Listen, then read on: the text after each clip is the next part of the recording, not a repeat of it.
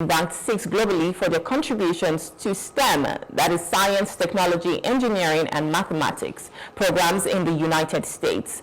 During the 2023 to 2024 academic year, 2,786 Nigerian students, enrolled in U.S. STEM programs under the Option Practical Training OPT initiative, a pathway allowing international students to gain practical work experience after graduation.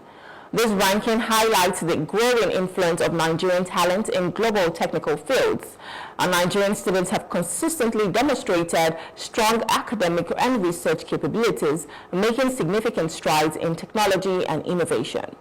Their enrollment numbers underscore the pivotal role in U.S. research and development sectors. Nigeria's strong presence in STEM education abroad reflects its commitment to fostering global relevance in innovation and technology. These achievements not only enhance Nigeria's reputation, but also position its students as key players in addressing global challenges through technological advancement. Great news, fantastic news. I always love to hear it when I see Nigerians, making great things abroad and, just kind of representing us the right way. And when you hear of Nigerian students doing this, it's just amazing. I mean, they tell you all the time that most of the doctors, most of the tech people we have in the United States are Nigerians. And these are people who have the brains, they have the intellectual capabilities to do all of this. And sometimes they just tell you that it's because in a way, maybe our own system here towards the capabilities that we have, and that's the reason why we don't really flourish as much. But when a person crosses over, maybe you go to Europe, you go to America, we just see them start to flourish. And I love the fact that we can go to other countries and take up space. We can say, yes, we're Nigerians, we're proud to be Nigerians, and we're smart, we're, intellectually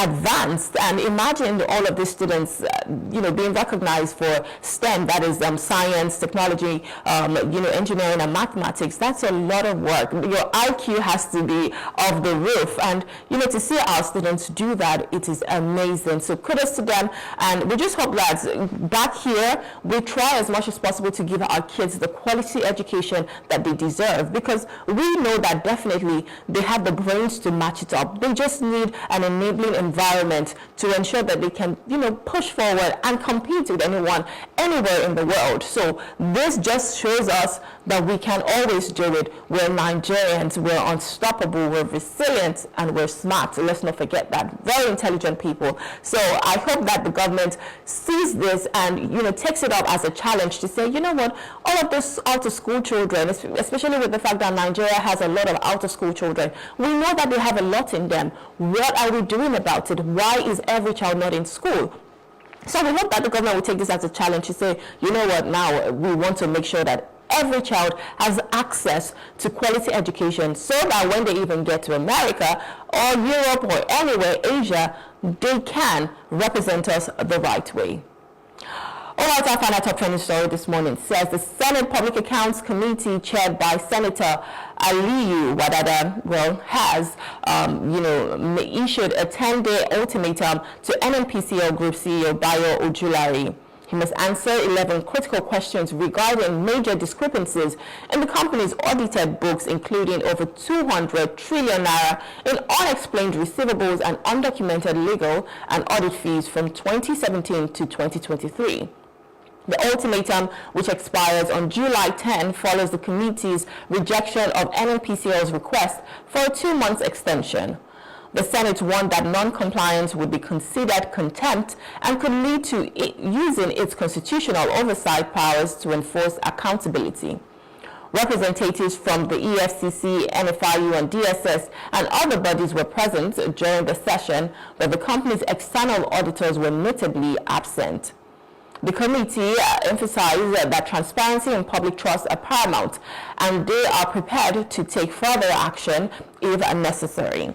Over 200 trillion naira That's a whole lot of money. And, you know, you just wonder, why is the Nnpcl not as transparent as you would expect it to be? Why are they not accountable? Well, some people will say they're accountable. Right? I mean, that's even the reason why we can get here in the first place. But I don't think accountability stops there. I think accountability, you know, shows everything and say, you know what, I'm also going to be transparent. It goes hand in hand with transparency. I'm going to show you the books. I'm going to show you everything. How can you tell me that, you know, over 200 trillion naira cannot be accounted for? Where did that money go to? And I love the fact that the Senate is staying here, pressing on and saying, we need you to come and answer these questions, critical questions that we need to know. Because these are public funds. These are people's. These are money that's supposed to be for certain people, because, of course, if it injects back into the system, it would be used for development. It would be used for infrastructure. It would be used for a lot of things. So why is one or a select few people having those monies for themselves? And that is the corruption that we keep talking about.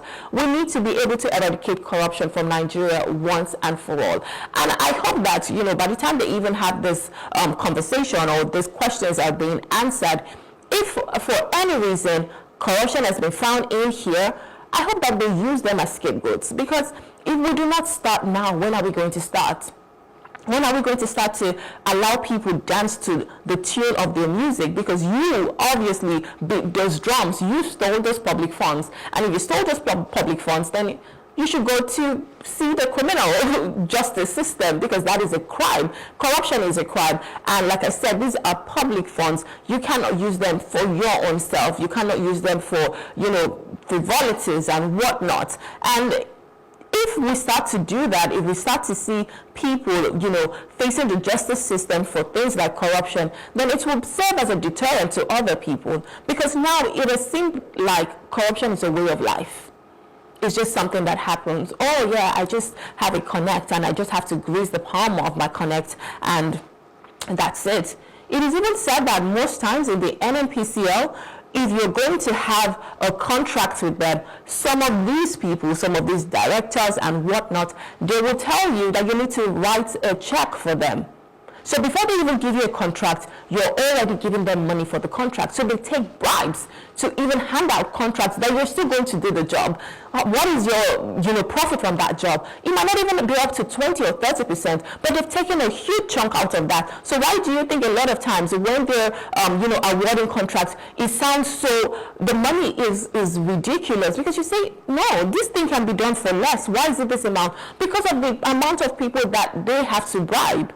So you've seen corruption eaten deep into our system, and now it's a way of life. How can we start to eradicate that? Not even curb it, because if I say curb it, it's almost like you're trying to reduce it.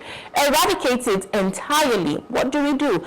It starts from here. It starts from now. It starts from cases like this. I mean, the Humanitarian Affairs Ministry, we saw what happened there. Before you know it, everything was swept under the carpet. And that is just what happens in Nigeria. You know, something comes up on the news. Before you know it, nobody says anything. A couple of months down the line, it has been forgotten. I just hope that this case would not be the same. It is important that we get to the root of it and we use this as, you know, an example to other people who are corrupt. And they will know that if you're corrupt, I'm sorry, you will go to jail for it, because that is stealing.